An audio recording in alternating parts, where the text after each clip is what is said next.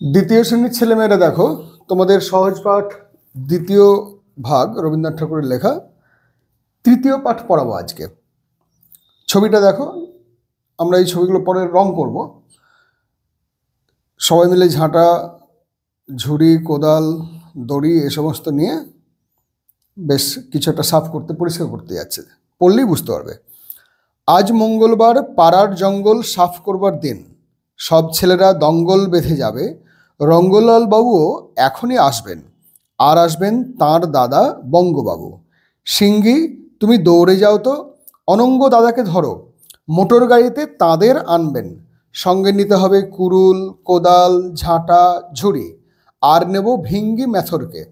এবার পঙ্গপাল এসে বড় ক্ষতি করেছে। ক্ষিতিবাবুর বাগানে একটি ঘাস নেই। অক্ষয়বাবুর বাগানে কপির পাতাগুলো খেয়ে সাঙ্গ করে দিয়েছে।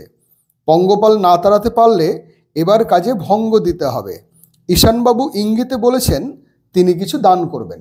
দেখো, এবার যুক্তবর্ণগুলোকে ঝপাঝপ খাতার মধ্যে লিখে নেবো। আমি লিখে দিচ্ছি, হাতের লেখা ভালো করবে এবং যুক্তবর্ণগুলো লিখবে, এবং তার সঙ্গে সঙ্গে যেগুলি অর্থ, যুক্তবর্ণগুলো তোমরা লিখে নেবে। আমি ওটা লিখতে যাবো না, তাহলে সময় নষ্ট হবে। এবার একটা জিনিস পড়ে নিলাম, তো পড়ার পরের মধ্যে থেকে কিছু মজার জিনিস আছে। দেখো, আজ মঙ্গলবার, বার হিসেবে মঙ্গলবার বলা হয়েছে।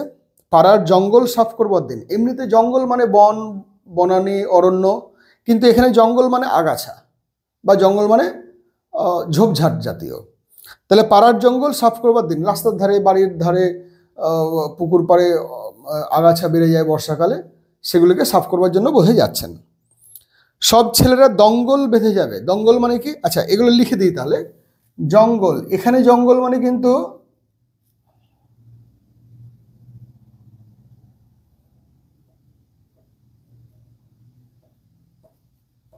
জঙ্গল মানে এখানে ঝোপঝাড়,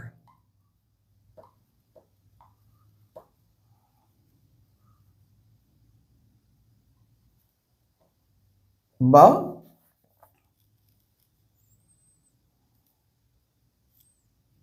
আগাছা।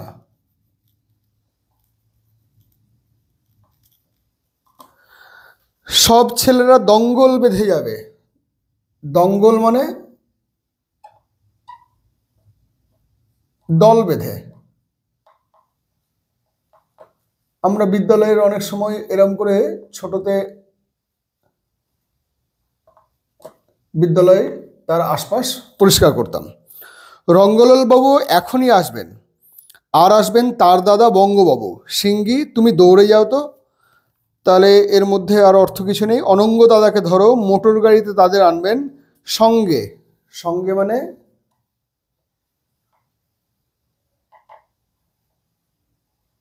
সঙ্গে মানে সাথে।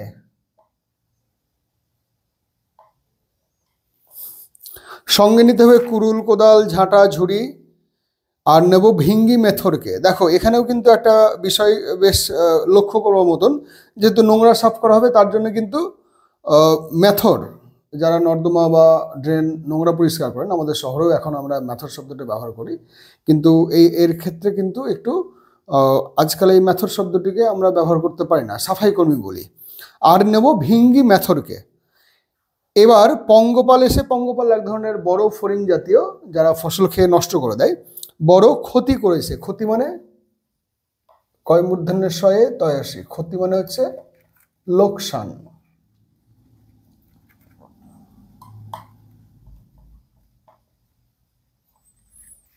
ক্ষতি মানে ক্ষয় হয়।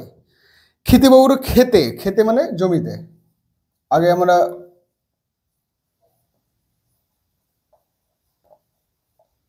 ওই প্রান্তর, মাঠ, এটা বলতে গিয়ে ক্ষেত বলেছিলাম। খেতে একটিও ঘাস নেই। ঘাস, ঘাসকে আমরা যুক্তবর্ণ করলে কি হবে? তৃণ, তয়েরি, মূর্ধন্য। মূর্ধন্য একটি অংশমাত্রার বর্ণ। তয়েরি, মূর্ধন্য। ঘাস নেই। অক্ষয়বাবুর বাগানে, বাগান মানে,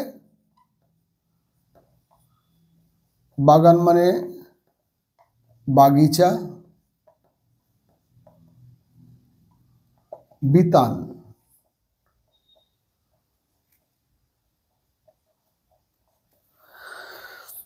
অক্ষয়বাবুর বাগানে কপির পাতাগুলো খেয়ে সাঙ্গ করে দিয়েছে, সাঙ্গ মানে শেষ করে দিয়েছে।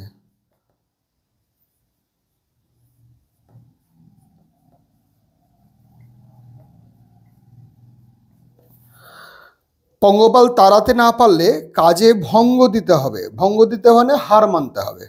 ঈশানবাবু ইঙ্গিতে কিছু ইঙ্গিতে বলেছেন, তাহলে ইঙ্গিতে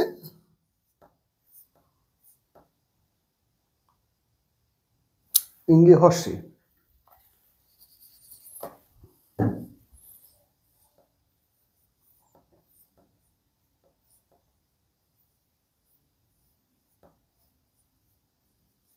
ইঙ্গিতে মানে ইশারায়।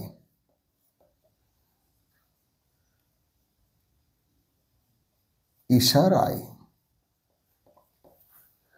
তিনি কিছু দান করবেন, যেহেতু ক্ষয়ক্ষতি হয়েছে তিনি দান করবেন। এবং তার মানে বুঝতে পারছে যে ঈশানবাবু তিনি যথেষ্ট প্রভাবশালী এবং বড়লোক জমিদার জাতীয়, যার যার ক্ষতি হয়েছে তাদের ক্ষয়ক্ষতি কিছুটা পুষিয়ে দেবেন।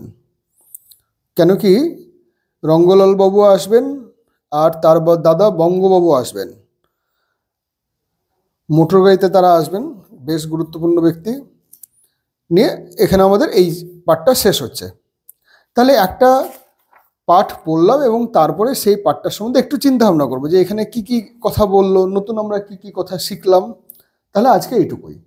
তোমরা পারলে একবার সমস্ত যুক্তবর্ণগুলিকে মঙ্গলবার, জঙ্গল, দঙ্গল, রঙ্গলাল বাবু, অনঙ্গ দাদা সঙ্গে নিতে হবে, সঙ্গে ভিঙ্গি, পঙ্গপাল, ক্ষতি, ক্ষিতি, খেতে, অক্ষয়, সাঙ্গ, পঙ্গ, ঈশান, ইঙ্গিতে, ভঙ্গ, এই যা যা কিছু আছে সেই যুক্তবর্ণগুলিকে একবার লিখবো, তাহলে হাতের লেখা ভালো হবে আর যুক্তবর্ণগুলি আমরা ভুলবো না।